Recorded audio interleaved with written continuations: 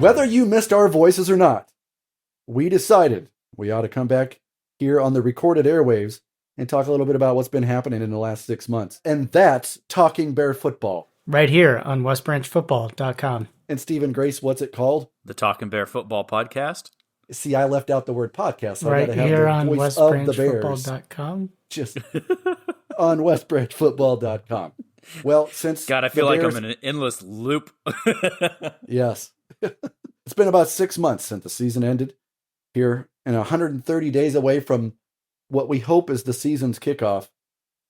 Since then, a great many things have happened as it pertains to the football and expectations for schedules and playoffs, and perhaps what's going on in the spring.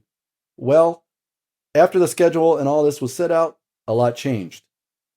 There's a team that's ahead of every other team 19-0 right now, aka COVID-19, the coronavirus, is kind of controlling everything right now. But every sport, every school, pretty much every life is on hold. But we still have schedules, guys, that we can talk about a district, we can talk about a schedule, and I leave it to Matt Chenander to start us off with that. Yeah, back in early February, the Iowa High School Athletic Association released the class and district assignments for football teams for the 2020 season. They announced that, and then kind of some updates on some other things that they've been talking about. But, first off, gentlemen, for class, shocker, West Branch is still in Class 1A. But I think there was kind of some shakeup as well with some teams that we've been quite familiar with over the last decade or so, now going on decade, that have kind of shuffled around classes too. So that makes a difference here. And Steven, he talks about the Bears being in 1A. The Bears are actually squarely in 1A. I thought they'd be they'd be closer to 2A, but they're actually pretty deep on the list of 1A schools. Whereas, as Matt talked about, and we'll give it to you, some of the schools the Bears have played in years past, yes, they have either gone up to 2A or dropped to A, specifically North Cedar, who just within the last 8 years was a 2A football program. Now they're in Class A. It's just amazing to see how populations shift and people move around and enrollments change so much, and there's just a variety of things. I remember, was it 2010 or 11 maybe, that we'd played Emmitsburg in the Class 1A semifinals, and 2 years before they were in Class 3A. But you see things change so much with just the way especially some of these small towns are, that you get some of these kids that graduate and move on, and you don't necessarily have some of those younger families, so it just greatly changes things. And then you throw in, part of it is the state has fluctuated somewhat on how they are calculating things.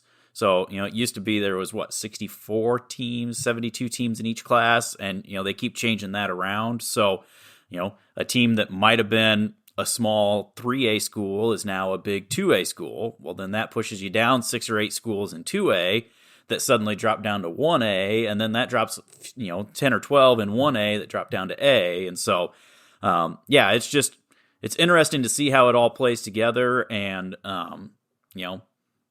I'm curious because they only did this for 1 year. So will everything change again next year? Will some of these enrollments, vary a little bit more? Will we see other schools maybe drop down a little bit and some new ones jump up? But it's always every 2 years now. It's going to be every year, seeing how that shakes out and where that line is. And it seems like aside from 2 years back in the mid to late 90s, West Branch has been right and square in that 1A. Those 2 years we were up in 2A, but otherwise, we're right there in the middle of the pack for a 1A school. Well, you talked about perhaps some of the playoff questions and some of the other things as far as enrollment. And Matt, I think now would be a good time to let Stephen know we talked with head coach Butch Pedersen at length, and he touched upon these topics and many more at length.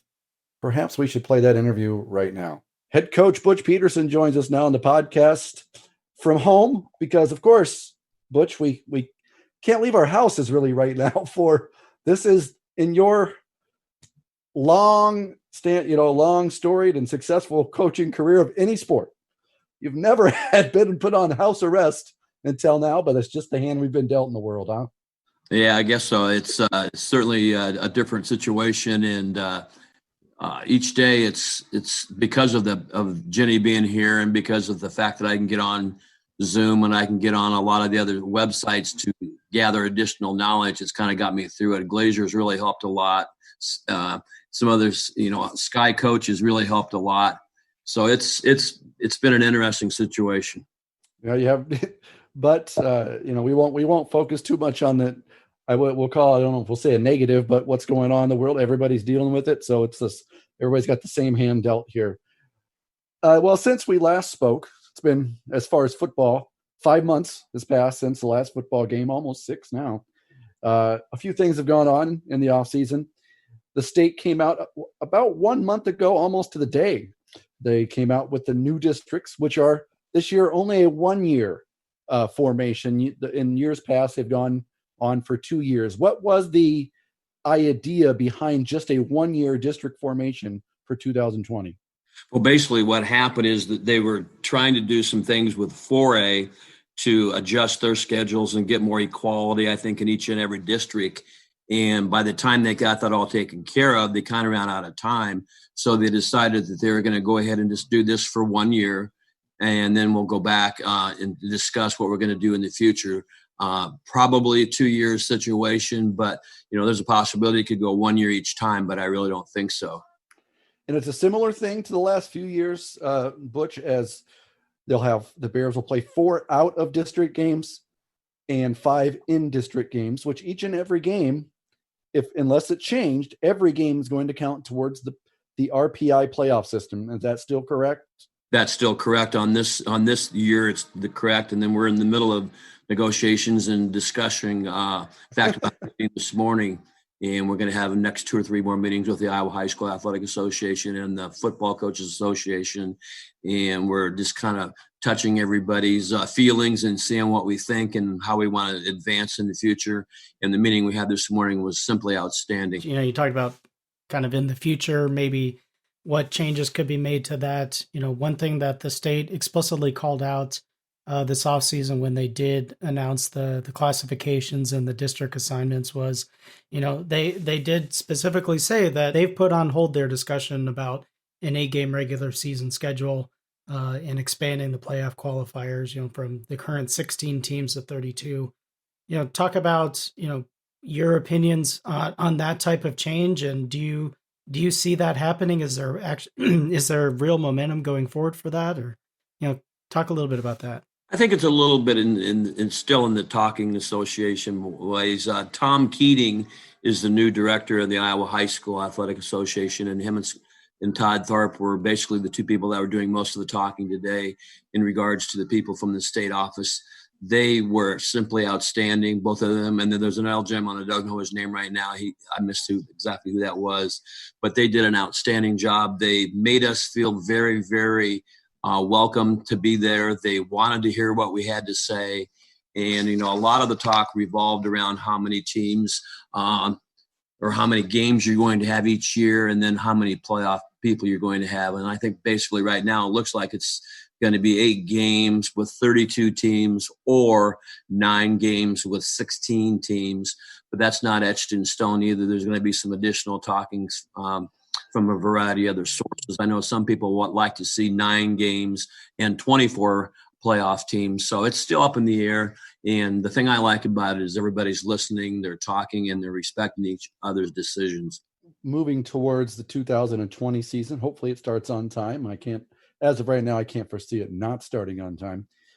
But the schedules came out, as I kind of alluded to earlier in our interview here about a month ago.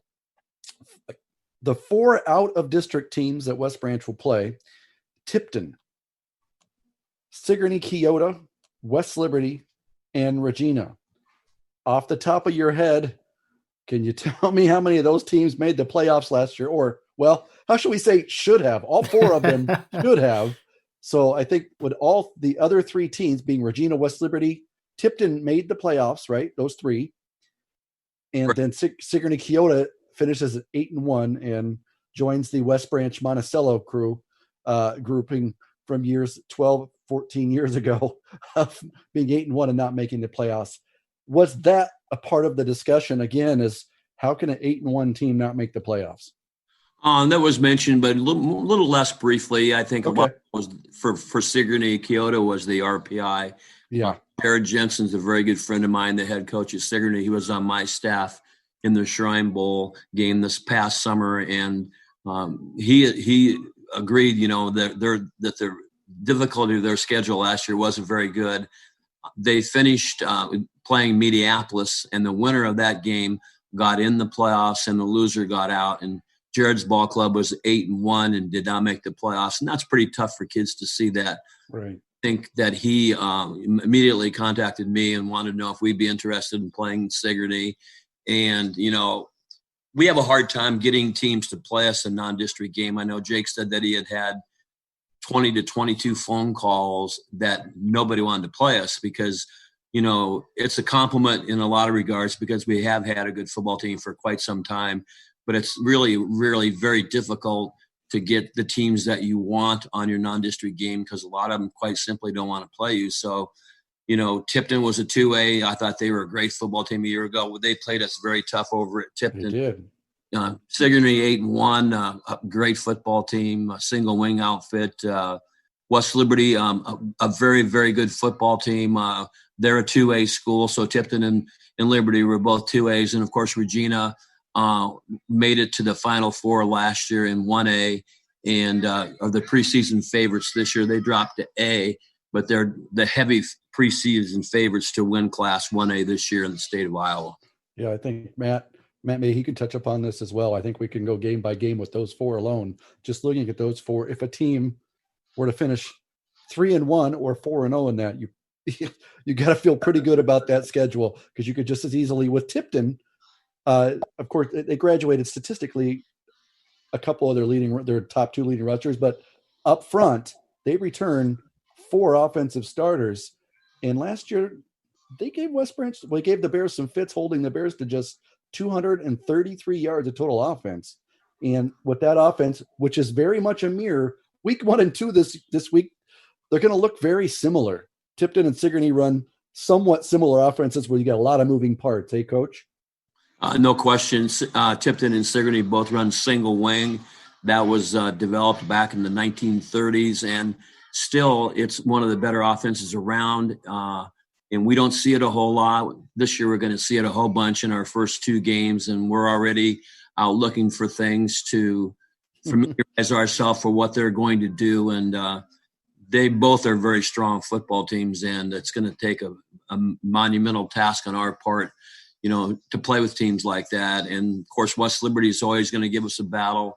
Both teams could be 0-8 and battling each other. It's going to be the same way as if you're 8-0. I mean, it's a rivalry that's been there for a long time. And, of course, Regina is the same way. They have a great football program, and we try to look at our schedule and say, hey, we're going to get better each and every game. But you're right. If you could go, say, even 2-2 out of these 4 games, you're probably going to be setting fairly good going into your district play. But our district, we'll talk about that in the near future here, I'm sure. But there's some good football teams in that thing too. So to me, in my coaching career, this is the toughest non-district 4 schools that we're going to play because we're young, we're inexperienced, and we do have some very good athletes coming back, but we got some young kids that we don't know how they're going to react in game situations.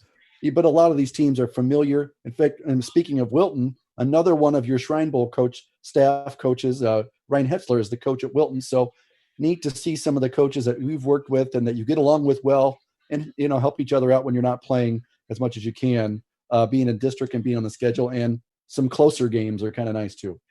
It's just a real blessing for me to get to play Ryan and to Jared both. They were very excellent assistant coaches on my Shrine Bowl staff, and we had a great staff up there. We got along extremely well, and we really were pleased with how that game turned out, and we really had a lot of fun that week with the kids. And I think it was for one of the most worthwhile situations that I've ever been involved in is when you can play the Shrine Bowl game and give back to kids that need your help.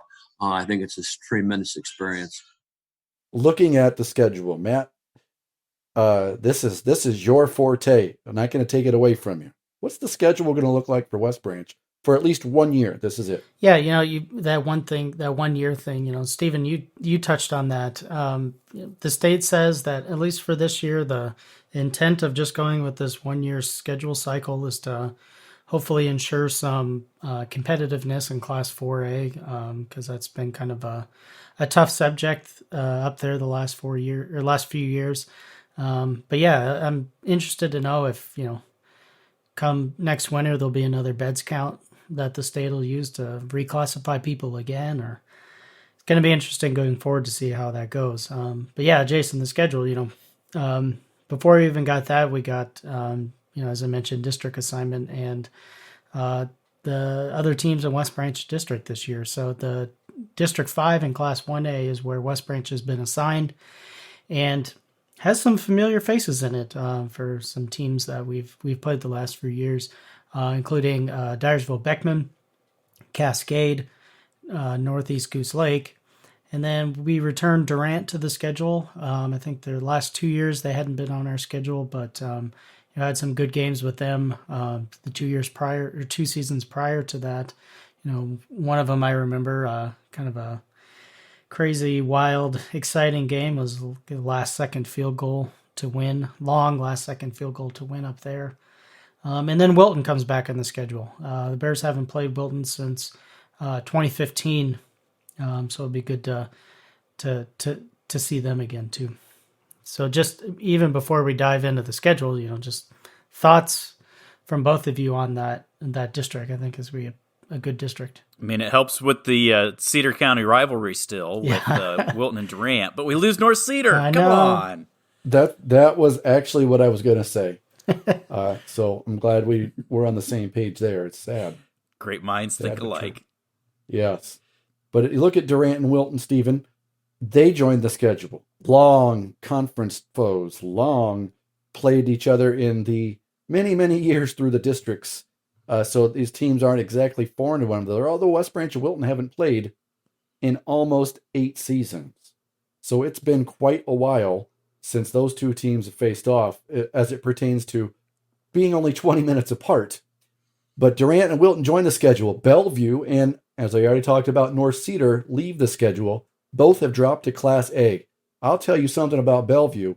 We'll get into the out-of-district schedule here in a second and talk about the one Class A team that's on it.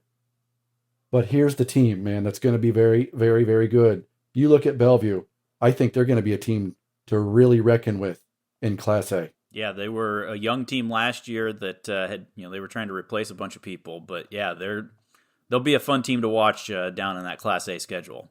Yeah, and North Cedar, hopefully, as I mentioned with a friend here today, I hope their numbers pick back up because, we had some very good, we'll call them knockdown, drag out first halves with them back in the 2011 season. 2 of the more memorable games that have ever been played in West Branch football history. Both, of course, at the Doug Jackson Field. And I was promised I wasn't going to get emotional, but thinking about that field and not being able to be there this year is going to do it. Woo! So hopefully the music maker at West Branch can, once in a while throw a train in there so the kids can feel back at home. So a fun schedule, some good teams on there, Stephen and Matt. I think the one that's going to stand out to me is probably Cascade. It's going to stand out to me. They always find athletes in every single sport. Every sport, boys and girls, they field good teams. So, Matt, the non-district schedule.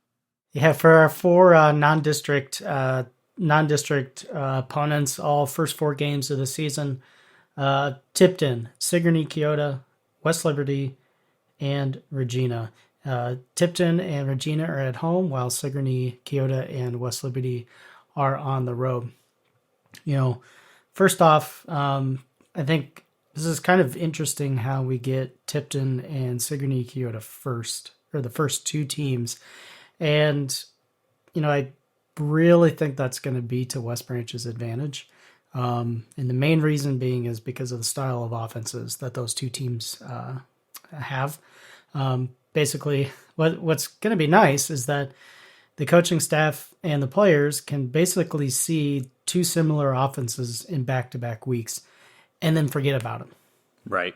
Just completely forget about them, throw those out, and get back to, it's not, this isn't a knock, but just kind of more traditional style football from the other offenses, the other seven games that are going to be on the schedule. So I think it just can be to the advantage to get those two types of preparation, weeks of preparation out of the way first, forget about them and move on, and not have to worry about potentially coming back to that style of preparation at some point later in the season. 30-12, by the way, if you were wondering, Stephen. 30 wins to 12 losses. Those four teams in the out of district for West Branch this coming season, that was their combined record in 2019. Yeah. Including an 8-1 team that didn't make the playoffs. Yeah, I was just, looking through some of the notes that I had done, and yeah, Tipton 6-4, they had made the playoffs, lost in the first round. Sigourney 8-1, they lost their last game of the season and lost out on a tiebreaker. West Liberty 7-4, they had the rough, a 1-3 start, but then they turned it on at the end. Coach Iskey's doing some good things, and then Iowa City Regina. I mean, it's Iowa City Regina. They were down a couple of years ago. They started coming back last year. We had a great game with them, just came up short. But, those four games are really going to prepare us for the district schedule and hopefully for a run into the postseason as well. Matt, it could be argued from a non-district game standpoint. This might stack up there in the top 1-2 schedules that West Branch has ever seen. Yeah, I mean, at least in my recent memory, can't beat last year and the last 2 years, really, just with West Liberty, Williamsburg, Tipton, and an improving Wapello squad, all in the first four games, too, in discussion that we have with Coach Pedersen, which we'll play another clip of here soon, he talked to, you and him talked about, if West Branch can get out of this, heck, Coach Pedersen even thinks 2-2, come out of that 500, be sitting pretty good. But yeah, if you come out of this 3-1 or even 4-0, you'd have to really like your chances the rest of the year. And I don't mean that just from the sense of who else is on the schedule. I just mean if you come out of that, 3-1, 4-0, you've probably got a pretty darn good football team that you're putting on the field every Friday. You see a 2A, a 1A, a 2A, and an A. But look at it like this. Tipton last year gave West Branch all it wanted. Tough all the way to the end. West Branch only put up 235 yards of offense, I think, or maybe was it 225 against Tipton. Sigourney Keota, man, it's just, it's going to happen. A big play is going to happen once, twice, three times against you. It just is. Sooner or later, that offense, it's going to, same with Tipton, it's going to grind you down and grind you down. You think you've got all your assignments fingered, then all of a sudden, it's like the cork football game with Mr. Wheeler back in grade school. Oh my gosh, I'm going to the right. Nope. Somebody's already down the end zone and they've scored. And you didn't even know it's like a magic show. And Stephen, I mean, you've got as much experience as seeing and playing against West Liberty as all of us, all three of us here. I mean, that's a school that has a lot of pride, specifically playing West Branch and West Liberty. It's going to be a tough battle at West Liberty again, and hopefully Coach Pedersen gets to see the whole game. Yeah, I mean, you look at that, 3 out of those 4 schools are teams that we have very strong rivalries with. I mean, you look Tipton, West Liberty, Regina, just the history with the schools all there. Those are games that not only are they quality opponents, but it's going to be just fun atmospheres. It's going to be intense. It's going to be just the type of game that you want to be a part of when it comes to the high school football season, just because of everything that goes into it. I mean, you can look at X's and O's and this, that, and the other thing, but it's just some of that, to use the cliche of pageantry or, those rivalry type games, those things that go on beyond what happens between the white lines. And, it makes you excited to be a part of something like that. We'll just touch on it and then Matt can lead us into to the actual district schedule. But just West Branch and Regina, Regina ended West Branch's season last year in West Branch. Well, Regina's coming back to West Branch. And as I'll say it now, Matt said it, Coach Pedersen has said it or will say it. They are the odds-on favorite to win the Class A title if they're healthy. Now, the key components of if they're healthy, look at number 46 in your program. He has been injured for the last few years. Number 46. Does anybody know who that is? Not off the top of my head. I'm going to give you the last name. Mr. Wagner. Okay, number 46. I think, unless he changed his numbers. I thought he was 49, wasn't he? 40. He was 46. Now I think he moved to maybe 38 now. He's number 38. Yeah, see, that's why we got it wrong. Nick Wagner. He's played varsity his freshman year. He started varsity football for a Regina football team that went to the Dome. His sophomore year was cut short to injury last year. Did not play with another knee injury. But this kid is 6'5", 250 as a tight end. He's an extra blocker with that kind of size, and he's a fast kid. If he's healthy and if they stay healthy, it's going to be tough to beat them, and it's going to be a fun game anyway. They're tough to beat. Regina is anyway in West Branch and Regina with all the pageantry and all the stuff behind the scenes. But you've got that with West Liberty. You've also got that with Tipton. And there's been some nice battles, in the recent history with Sigourney, with all the magic that goes on with the... I'm not trying to demean what goes on, but it's like a Barnum and Bailey circuit. It's just crazy. Mm-hmm. You don't never know. You what's mean that happen. with the utmost respect of the phrase? I mean, the utmost respect. It is just. I do. As a radio announcer, especially, it's like, okay, I have no. I'm watching guards. I'm just trying to figure out, generally where is it going. But it's that's what makes it fun too. Is you have to play assignment football. You have to make your keys. You have to make the plays. You can't just kind of halfway go through the motions and say, yeah, we'll be all right because the rest of my team's there. No, there's a lot of one-on-one situations. And so, yeah, it'll be fun. One-on-one, I want to play that game. All right, week 5, Matt, it begins the district schedule at home against the Cascade Cougar. To jump in real quick before we get too far, it's just weird to me. We play home, 2 on the road, 2 at home, and then away, home, away, away. It's like, instead of that, nice symmetry of home, away, home, it's like 2 in a row at home, 2 in a row on the road. It's just, and with this just a 1-year schedule cycle, we might have another 4 home games next year too. Yeah. Anyway, so week 5 begins the district schedule. And as Jason said, that is at home, and that's against Cascade. So really kicking off that district schedule with a bang, just at least on paper right now, arguably probably one of the, or if not one of the leading contenders here for District 5. They kind of take over that Bellevue role of the last few years. Absolutely. The district, the curtain raiser for the district schedule was Bellevue, and then as we all know, some great games there. Maybe it'll be another 6-4 halftime score or something like that. Baseball score going on with 2 safeties. I thought it was 5-0, wasn't it? 5-0. I don't know what it was. Yeah, then my middle reliever came in, and it was great.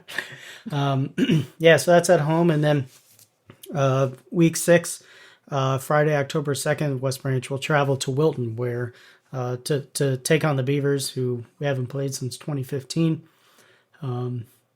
And then back home, where we welcome in Northeast, the Rebels will come up here for 2nd year in a row. And it's looking like that's going to be senior night if our tradition continues of the last home game of the season. And who knows, it might be homecoming night as well. Again, that goes back to what Steven said, the schedule. Mm-hmm. When was the last time you can remember a senior night being week 7? I can't. That's odd. Week 8, back on the road again, October 16th, just over to Durant, so Cedar County game. And then Friday, October 23rd, week 9, back up to Dyersville. We did that, at this point would be 2 seasons ago, to take on Beckman to close out the regular season. On the field turf. Yes. Yeah, it's a nice stadium. I like that. It is. It's really nice. Good place to go play. Mm-hmm. Man, looking at that schedule, it's tough to see. It's fun to talk about, but it's just so hard to see it coming to fruition with everything as we stand at April 16th, 2020. no school happening. You can't go anywhere. You can't go to a restaurant. You can't go to a mall. You can't go to the movie theater. You just can't do much at all out of, I guess, respect for the power and that the coronavirus possesses. Where does this play? I bring that up, guys, and open fire to either one of you. Where do you think this plays a role in preparation for a 130 days from now? We're supposed to play football. Totally different. I mean, especially from just, I would assume from the kids staying in shape perspective. I mean, they're kids, they're high school kids, their metabolism's high. Like they're gonna,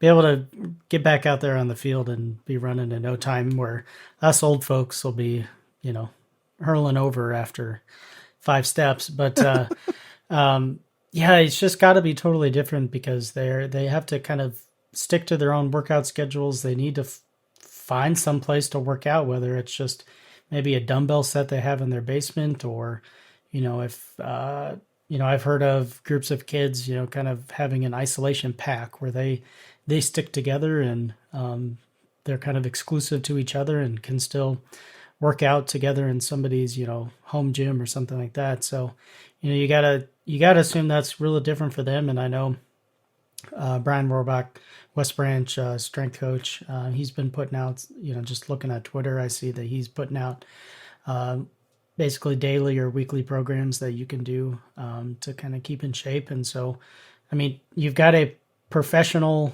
strength coach there that does it not just for West Branch, but also on his own here where I live in North Liberty.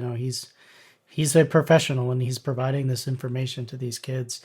And even just to everyone out on the internet for free. So that's kind of a great resource for everybody. But yeah, it's just for the kids, it's got to be really different, and not just for football, but for other sports too. Golf, track, baseball is coming up. Hopefully there's somewhat of a golf season that can happen, and hopefully the full baseball season can happen too. But yeah, it's just really different. But I think what's going to kind of show, hopefully once we get back onto the field in the fall, it's really going to show, I think, what teams have the mental discipline, the maturity, where their kids were able to keep it together, keeping condition, keep lifting, keep their strength up throughout the offseason, really finding any way that they can. And also studying playbook, studying film, can't have any contact with coaches. Literally can't have any contact with anybody. But no, even like coaching contact with the coaching staff either. So it's going to be interesting. Have you, Stephen, have you heard anything as far as kids coming in the shop to get food for carryout or anything like that? What they're doing? I haven't talked to any of them. I have seen some kids that have been out and about doing some things here in town. Don't know how well it's social distanced, but they're outside. They're staying away from each other. They're not, grabbing onto each other and everything. But kids will be kids.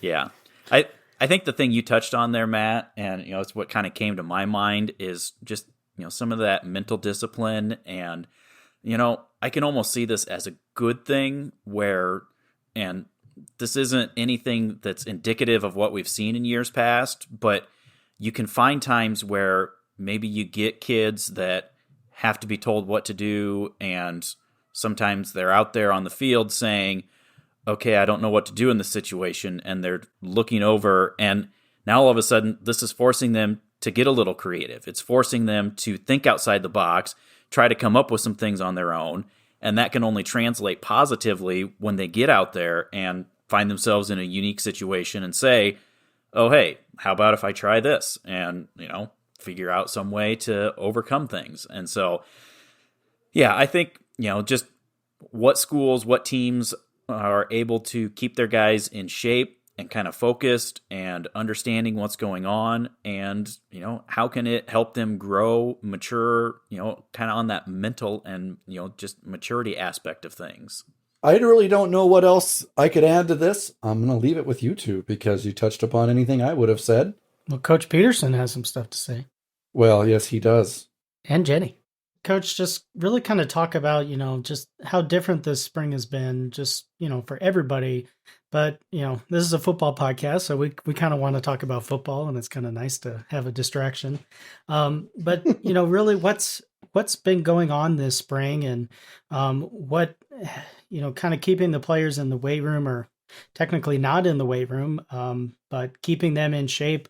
You may be studying a playbook or anything like that, watching game film. What are some things that you and your coaching staff have been actually able to get your players to do during this spring, where you can't have camps or open gyms, weightlifting sessions, all that kind of stuff. Really just kind of talk about what's been going on, keeping these players, kind of in football mentality. Well, I think one of the things that's been a real plus for us is Brian Rohrbach is our strength coach, and he's been sending out programs to the kids that they can work on in the off season here, or the kids that were in track, they can still stay in shape some with these same workouts, and baseball, et cetera, down the road here. And I think if the kids really want to be good football players, they'll get up and they'll do some of the things that Brian has suggested that they do. If you want to sit on the couch and play TV games and you're going to report to camp, you're not going to be in real good shape. So I have a lot of faith in my players. I think that they want to be good. I think they know they're part of a tradition-laden program. And I think that they'll do a lot of the work that Brian has asked them to do. But it's difficult.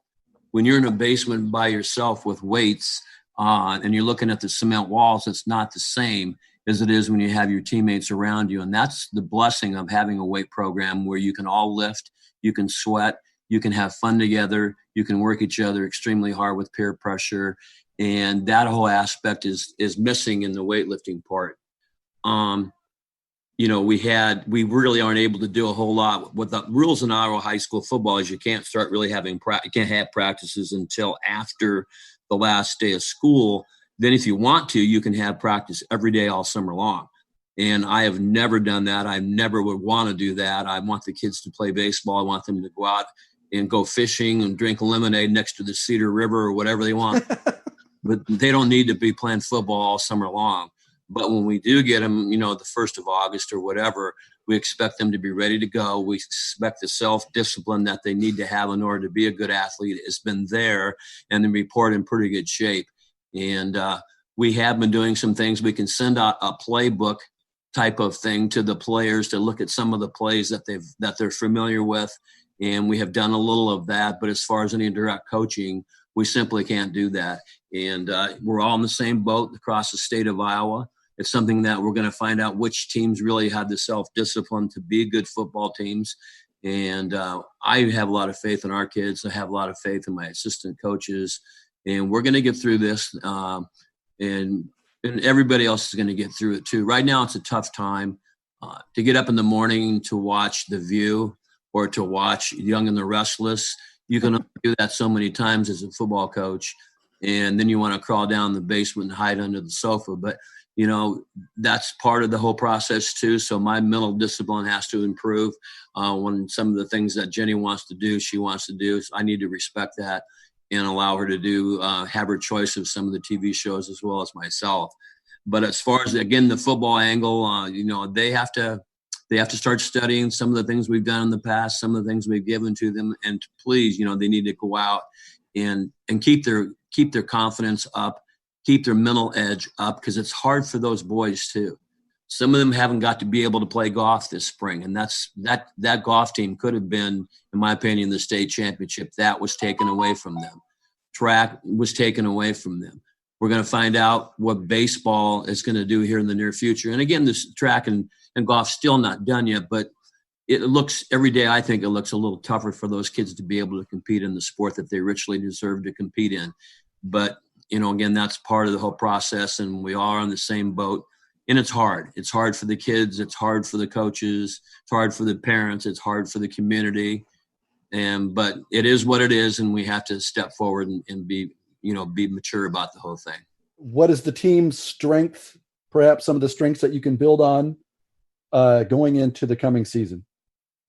Well, I think we're going to be real balanced. I think we're going to be able to throw the football. I think we're going to be able to run the football. So obviously on offense, we're going to be very multiple. Defensively, again, we run a lot of different kinds of sets, and we have some new wrinkles that we're going to throw in this year as well. And Hirsch has got some new things on offense as well.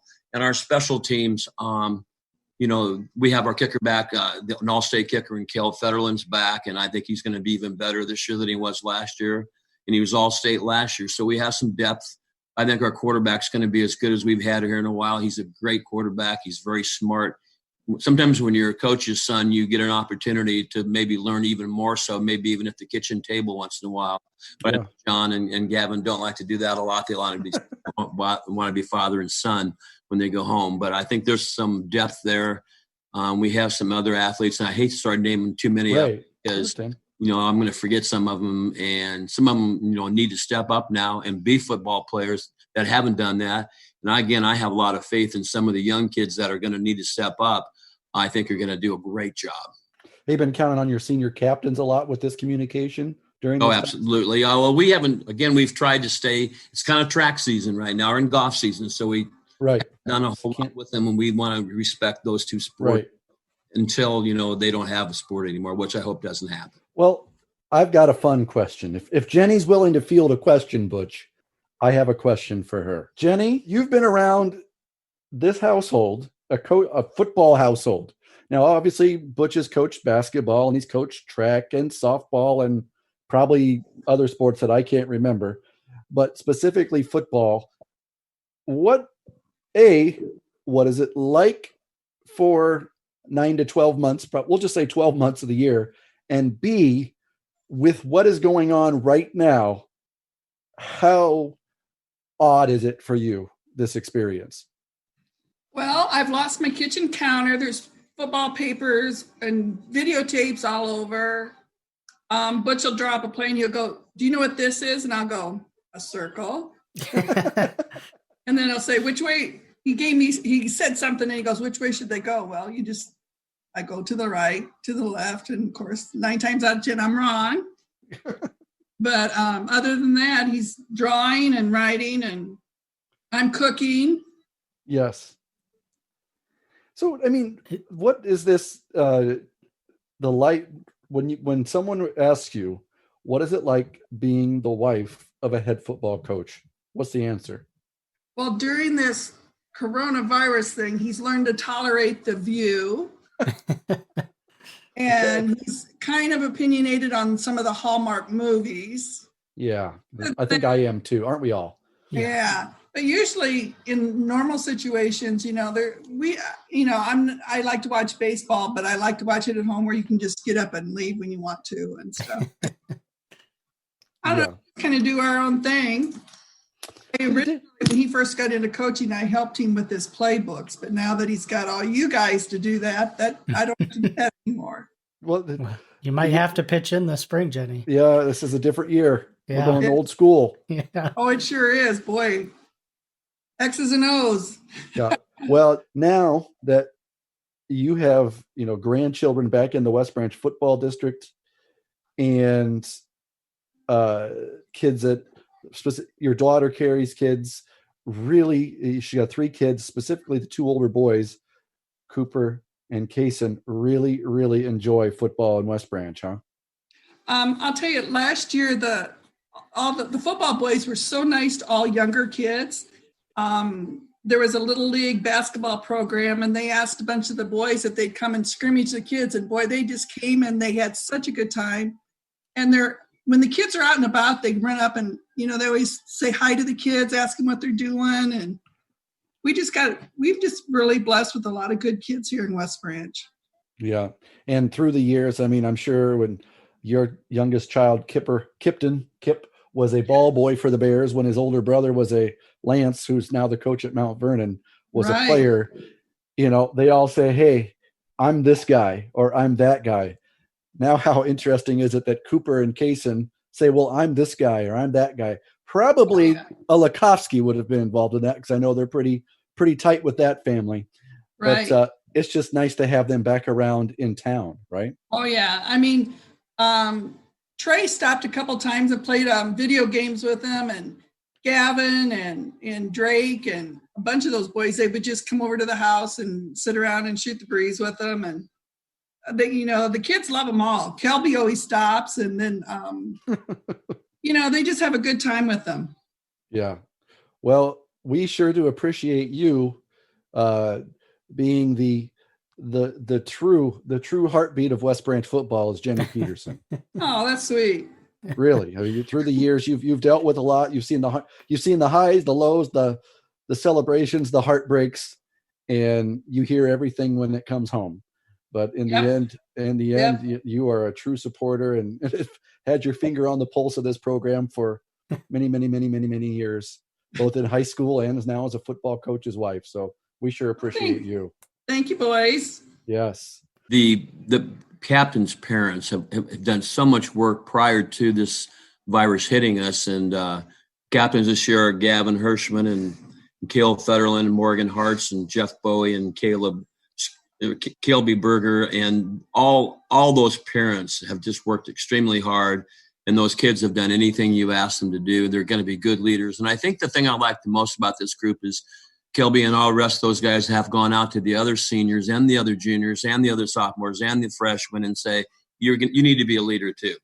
It's not just us. We all need to be leaders. We all need to be a family. And if we can do that, we can beat teams that maybe have better talent than we are, but we're more of a team than we are players. We're a team and we're a family. And I think that's been the key to our success here for many, many years, is we simply out-family people a lot.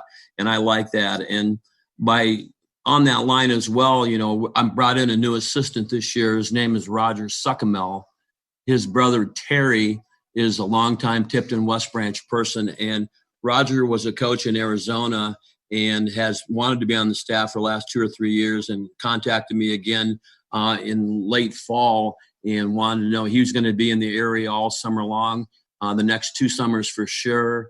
And Roger was a part of 5 state championships in Arizona in the larger school division.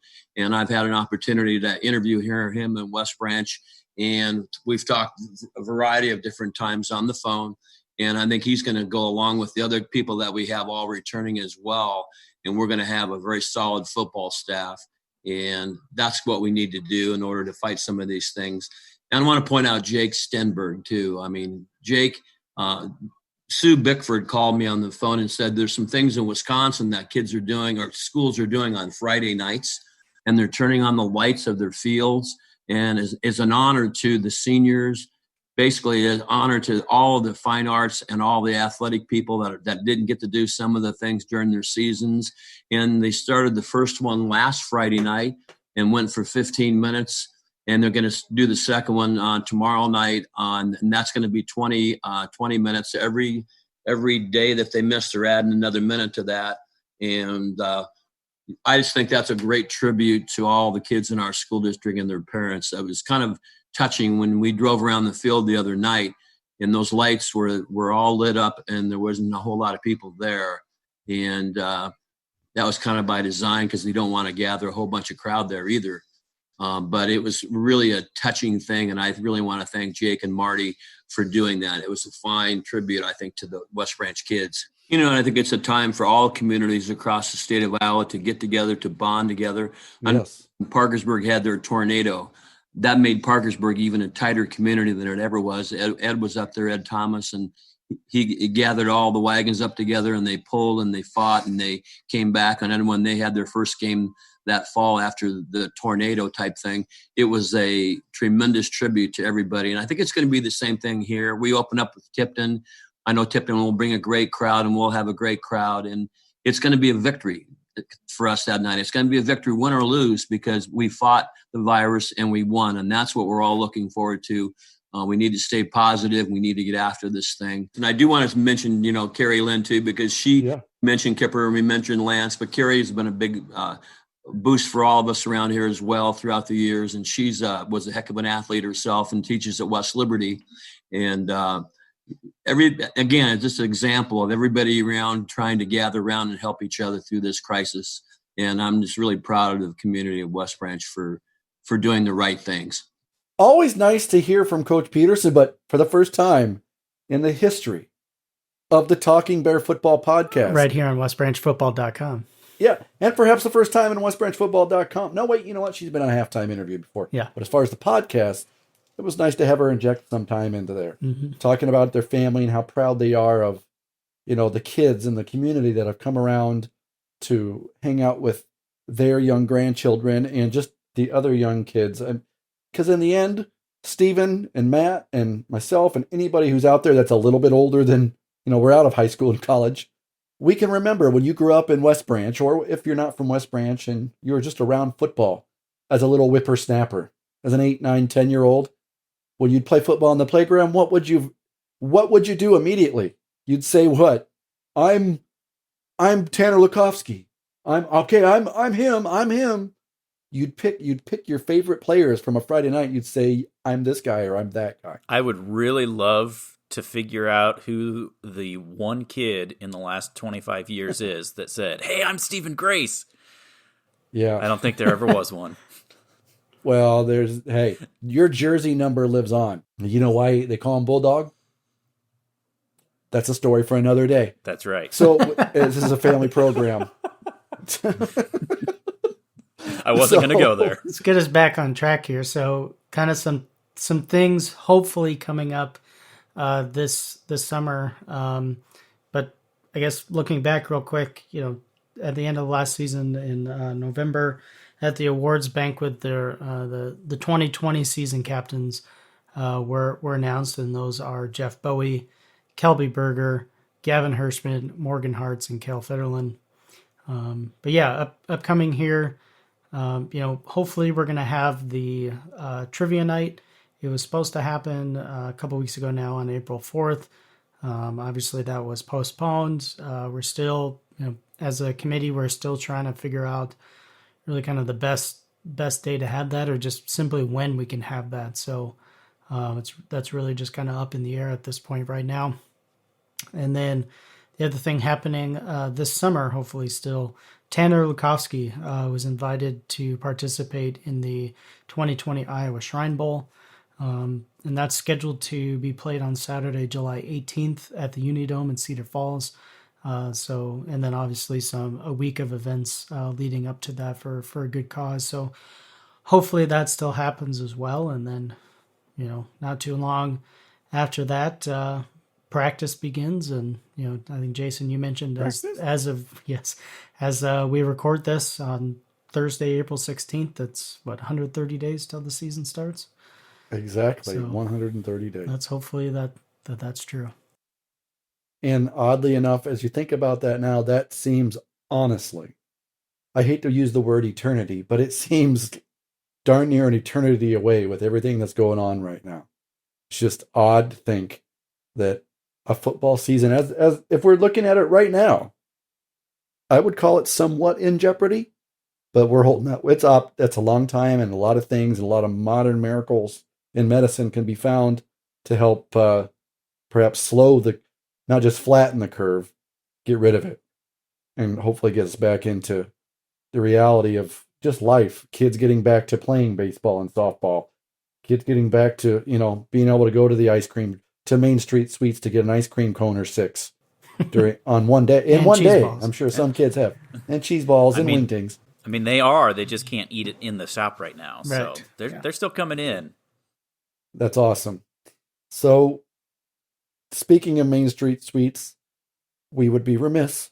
And, it's been 5 or 6 months. Let's see if Matt can name all of our sponsors that are a part of westbranchfootball.com and help us out with all things on the football website, in particular, as we talk about we're recording the podcast. Yeah, huge thank you to all of our sponsors from the past season, and as we approach here to the 2020 season. So Cornerstone Real Estate Consultants, Corridor Drywall, EMS Detergent Services, the Full Wider Agency, Hodge Construction, the Hoover Presidential Foundation, Liberty Communications, Main Street Suites, Urban Acres, West Branch Times, and Stephen, I'm sure you can attest to, times like this. This is where supporting your local businesses really has a larger impact than it normally does. Big thing is they're they're out there supporting all the athletics. Let's really make sure that we can give back to them now in their time of need. Definitely. I mean, it's something that, my head's been spinning the last couple of weeks just because there's, all kinds of different programs out there for trying to get some assistance. And, basically they're wanting us to, be tarot card readers or something and figure out how the future's going to go. I can't really tell you what my income is going to be like, because for the first several weeks, things have been going well. Well, now all of a sudden people are starting to get laid off more frequently or other things. And so other people are feeling the pinch, which is going to then trickle down. So anything that anybody can do to support any of these businesses, that's great. Anything you can do to just help support a neighbor as well. I mean, as we get through these spring months, hopefully, like Jason said, things start to turn around and come back to normal. But, it's situations where, we're all in this together. So whatever we can do to step up and help each other out, whether it's your neighbor, whether it's a fellow business, but in particular, some of these sponsors, make sure that you do that. And, we'll all come out of this stronger in the end. Well said. Well said there. We don't need anything into that. That was my mic drop, by the way. I did. I literally dropped my mic. So. Oh, you did? Well, the first time we can't see it, so it maybe didn't happen. It's kind of like getting a hole in one when you're alone. Right. Didn't happen. Getting back to the very, in all things perspective here, very low importance as far as what making sure life happens too and trying to shore things up. But West Branch football, West Branch football is nothing without obviously the program, but its fans. And its fans can keep up with all things West Branch football on the internet. There's this thing called the internet and all these social media platforms, Matt. What are they? I mean, enlighten me. I'd like to know. Well, yeah, Twitter and Instagram. Our handle there is Twitter? WB Bears Football, or just search for West Branch Football. I'm sure it'll come up. Facebook, like our page, West Branch Football. And then also this show. If you aren't already, definitely subscribe to the show. That way you can immediately be notified of new episodes, and those will download to your device and all that kind of stuff. So wherever you get your podcasts, whether it be Apple Podcasts, Spotify, whatever it is, just search for Talking Bear Football and it should show up right there. Always have us available. Nice to talk West Branch football. It's nice to talk something other than what's actually happening.